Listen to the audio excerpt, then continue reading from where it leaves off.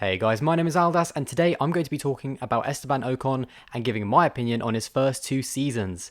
Now, just a bit of housekeeping before we get into the video. A couple days ago, I posted my 10,000 subscriber special with me in it. It was a little bit of a different video, and if you haven't checked it out already, then I'll link it.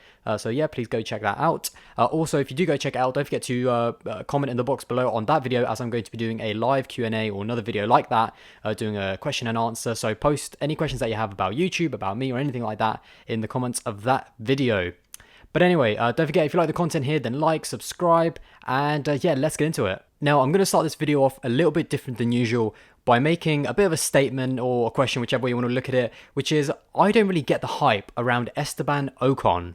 Now, a massive disclaimer actually is that I don't have anything against Esteban, and I really don't want this video to come off too negative because I seriously like the guy. He is such a great character, and the Formula 1 grid is so much better with him on it. It's such a shame that he doesn't have a seat for 2019, but there are some concerns that I do have about him. Now, Esteban Ocon is considered by many YouTubers and many pundits as well to be a huge star for the future, and I cannot doubt that. He definitely has a lot of talent, and especially he is just being hyped up so much, and especially by pundits. If any of you watched the Channel 4 coverage of the Abu Dhabi Grand Prix, Eddie Jordan just could not, he was going on about Esteban as being the next big thing, the next world champion, and apparently there might be something to do with that. Apparently Eddie had something to do with his career or something like that, but you know, even Mark Webber, they're all just praising him as the next big thing, the next world champion, up there with Max Verstappen, up there with even the likes of Lewis Hamilton even. So he's been getting a huge amount of praise, and I mean, rightly so. He definitely came in with a big pedigree, but in my opinion, I'm not sure if he deserves it. I just don't get the hype around Esteban Ocon. Now, looking back at his first two full seasons in Formula 1, if we exclude 2016, because he did sort of come in halfway through the season, so I'll not count that one. But if we look at his first two full seasons, first of all in 2017, of course he was partnered with Sergio Perez at Force India, and he finished behind Sergio actually that year. Sergio Perez finished 7th in the championship with 100 points, and Ocon in 8th with 87 points, so a 13-point difference in 2017. In qualifying, however, it was very, very close. It was 13-7 to Perez that time in 2017, but the difference was just 0.074 seconds. That is very, very close and very, very tight. And by the way, that is the second closest sort of average of that season. So it just shows you in 2017 how close those two were, both in the races and in qualifying. Now, although he did not finish ahead of Sergio Perez in 2017, which I was surprised at, because obviously he is, like I said, being hyped as the next world champion, he did have a very solid, 2017. He not only was very consistent, scoring 18-point finishes in 20 races. I mean, that is amazing. Only having two non-finishers, with highlights being in Spain and Mexico with 5th place finishes. So very, very impressive for his first season. I mean, I'm not sure if it's outstanding, obviously not being his teammate and not being him in qualifying as well, but a good first season and good momentum to carry into 2018. So like I said, he definitely carried momentum into 2018 and had a solid debut season. Now, in 2018, I was really expecting him to almost explode into and have an amazing season, But it actually, to me anyway, it didn't turn out like that. Once again, he finished behind Sergio Perez, and in 2018, Perez finished 8th in the championship on 62 points, and Esteban Ocon finished 12th with 49 points. Again, a 13-point difference, but this time, I mean, four places in the championship difference. So just shows you how tight it was in this midfield this year. We've had an incredible 2018, no doubt about that. Great season. But yeah. So he finished behind Sergio Perez once again, and of course, in terms of qualifying, he definitely stepped it up, there's no doubt about that. He finished 16-5, beating Sergio Perez in qualifying, but what is very interesting for me is that is a very similar qualifying record that both the Mercedes, the Ferrari, the Red Bull, and the Sauber had as well.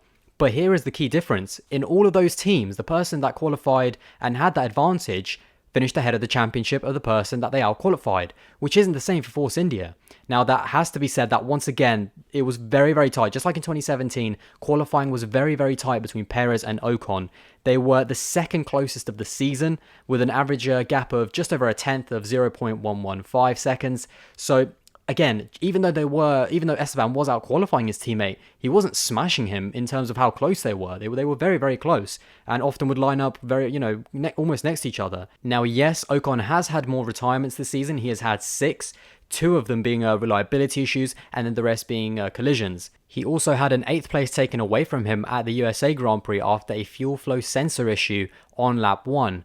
Now that is of course a big amount of points, but Sergio Perez has also had reliability issues this season. He's had 2 retirements in terms of reliability, just like Esteban Ocon, and lost an 8th place and could have maybe even been a 7th place in his home Grand Prix in Mexico. He was on fresh tyres chasing down Nico Hülkenberg. So, and all drivers have had reliability issues in the midfield this season. There's no one that has got away from it. So just look at the amount of reliability issues that someone like Fernando Alonso or even Daniel Ricciardo, who's obviously battling up front, have had this season. Everyone has had reliability issues. So I don't think it's a massive factor that can be used as an excuse for Esteban Ocon this season. Now, with Sergio Perez and Esteban Ocon being so competitive in their past 2 years at Force India, there is no surprises that it has not been a perfect relationship. There has been friction. If you look at 2017, the big highlights were probably Baku, where they had a little coming together there. Then, of course, in Canada, there was a little bit of team orders, a bit of an incident there. And then the big one in Spa. Now, while in 2017, I will say that Sergio Perez was mostly to blame for these, Esteban Ocon was certainly not completely sort of innocent. And then in 2018, while it was much more quieter in terms of incidents, it did all go a little bit pear-shaped in Singapore, where, of course, Sergio Perez, I don't know if it was accidental or not. Obviously, that can still be debated, but he took Esteban out. It's as simple as that. So, yes, Sergio has been perhaps on the aggressive side compared to his teammate, but when you're that close together and when the competition is that high, it just sometimes gets that way. Now, despite the setbacks that Esteban Ocon has had in 2018, he has had some very impressive results. I mean, Monaco and Monza stand out for me. It was races where he finished 6th in both of them and really controlled it from start to finish, never looking like he was under pressure. And especially in Monaco, I think that was probably his most impressive one. And his qualifying performance, of course, as I've already mentioned, he was very, very impressive this year. His best qualifying performance of the year was, of course, in Spa, where in changeable conditions he qualified 3rd. Actually just in front of his teammate Sergio Perez. And once again, if you actually look at the gap in Spa and qualifying, it was so close between them two. But again, a great qualifying, and that has been the highlight of his season. However, as I said, actually, as I've said in another video, in the race, Sergio Perez finished ahead of him. It's as simple as that. And points are not given out on Saturday, they are given out on Sunday. And to me, he just has not been impressive enough when it counts. And this is one of the main reasons why I'm doing this video. Yes, he has been very good this season, but he hasn't delivered on Saturdays, and all these reliability issues and everything like that. That could have been his big performance in Spa, being his teammate and having a great qualifying, but Sergio was ahead of him. Now, during this period of the season, there was a lot of talk about where Esteban Ocon would actually be for 2019. Force India had just been bought out by Lawrence Stroll, and Lance Stroll looked a shoo-in to be in that team at the time. And then although Esteban was expected to go to Renault, Daniel Ricciardo, of course, did the surprise move of the season, signing for Renault. So now Esteban looked like he didn't even have a seat for 2019. Now, something else that was very interesting for me is at this sort of time, there was actually an article on Autosport about Esteban Ocon, obviously talking about his future. And Esteban, while he was being interviewed, he just said obviously that he was disappointed not to have a seat. But one thing that I found that really interests me is that when talking about his progression from last year, all he could talk about was his qualifying record against Sergio, not his speed, not his racing ability, but all he said is, oh look, I'm beating my teammate 11-3 in qualifying. But that, in my opinion, just does not hold up. I mean, you can't go to a team and say, I deserve to have a drive there because I'm beating my teammate 11-3 in qualifying, but I'm actually losing to him in the championship. That's just not how you get drives. Another little criticism that I have of Esteban Ocon is some of the incidents that he has been involved in 2018. He has been in a few needless incidents that he just didn't even need to be anywhere near of them. I mean, of course, there was the big recent one, which was in Brazil with Max Verstappen, and I still maintain, and if you haven't seen my video on it, then go check it out. I might link it above or below or somewhere. And I still maintain that, in my opinion, Ocon probably gets about 60 or 70% of the blame, with Verstappen being, obviously the other percent. I don't think Verstappen is at all blameless, but I do think Ocon shares the majority of trying to overtake a leading car, in my opinion, trying to race an overtaking car. And I won't get into it, obviously, check out the video if you want my opinion. And then the big one for me was Baku. Now, many people, I'm sure, at this point will be screaming, oh my god, the only reason Sergio has more points in the championship is because he got that fluke podium in Baku. But in my opinion, it was not a fluke. I mean, yes, of course, he got a little bit lucky, but you have to be there at the top of the midfield to pick up those pieces if the leaders drop it. It's as simple as that. There's so many midfield drivers that could have got that podium, and one of the biggest of them was Esteban Ocon. He actually had a needless crash. He qualified in front of Perez in Baku, and then in the first lap, in my opinion, swiped across Raikkonen, so I guess karma, I suppose, in some cases, for Brazil. But as I was saying, he ended up overtaking Raikkonen on the first lap and then swiped across him literally 4 or 3 corners into the race. So obviously completely crashing him out, and he was, of course, as I said, ahead of Perez at that point, and in many ways, in an alternate universe, might have even got the podium. Then his season would have been completely different, but like I said, that's how it ended up. A few rash moves, and he loses a podium, and his teammate gets it. So no one can tell me that Perez's podium was a complete fluke or anything like that, because Esteban Ocon could have easily had it if he just kept his patience and didn't swipe across Raikkonen. Now on the screen, I'm going to put a quick picture that Formula 1 actually posted on their Instagram a couple of weeks ago. I think it's a really cool picture that I just don't know, I found it really interesting actually. And it just shows the midfield drivers and how much, how much the points they had, or who scored the most points in the first half and the second half.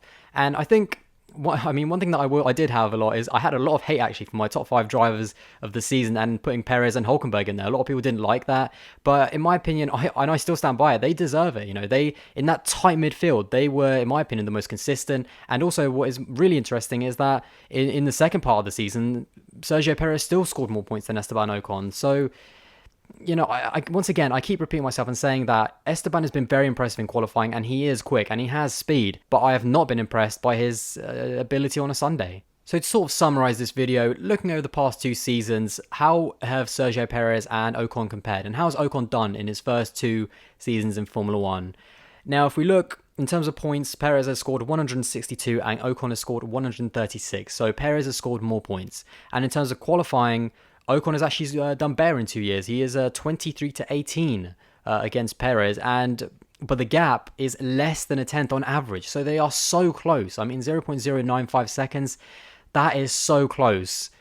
And the reason why I'm putting these stats up there is that, once again, like I said at the start of the video, this guy has been hyped up by pundits and YouTubers as being this next world champion, up there with Hamilton, Verstappen, Leclerc. And just before I end the video, I'll show you one last thing, which is the debut season statistics of 4 drivers. 2 of them are multiple world champions, and 2 of them are non-world champions, but 2 people who I do think will be in the future.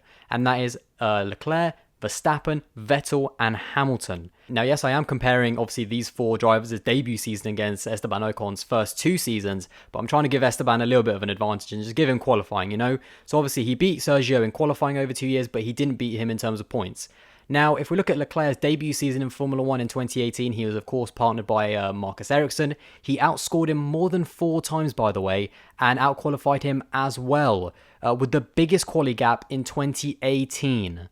Now, Max Verstappen, who debuted in 2015, again, not only outscored Carlos Sainz, his teammate at the time at Toro Rosso, but also outqualified him as well with some great finishes in both Hungary and the USA. Now, Sebastian Vettel made his full season debut at Toro Rosso, partnering Sebastian Bourdais, and once again, not only easily outqualified him, but also outscored him at the same time in 2008, having an incredible race in Monza, winning it in changeable conditions in a Toro Rosso.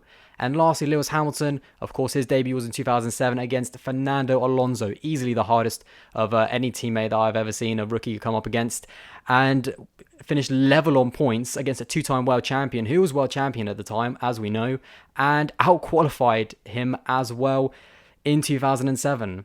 So once again, I mean, looking at these 4 people and looking at what people have been saying about Esteban Ocon, I know, and I really hope this video does not sound like I'm having a go at him or anything like that. Once again, I really like him and I really will miss him in 2019, and I hope he is back for 2020. But I repeat my question that I started with, which is, I don't get the hype around Esteban Ocon at the moment. To me, he just has not been impressive enough, and I don't see him being able to challenge Hamilton, Vettel, Verstappen, or Leclerc in top winning cars. So I want to ask you guys, what do you think? Is he a future world champion, or is he just another very, very strong midfield driver? But yeah, guys, that is it. That is my video on Esteban Ocon. But what do you guys think? Like I said, comment in the box below. And yeah, hopefully it hasn't been too much of a ranty video. And I really, again, I do not want to make it look like I'm having a go at him, because I really do like him. And I'm excited to see what's going to happen with him and Mercedes and where he's going to be. But don't forget, guys, if you enjoyed the video and everything like that, then comment, subscribe, like. That would be massively appreciated. And I'll see you in the next one, guys. Bye.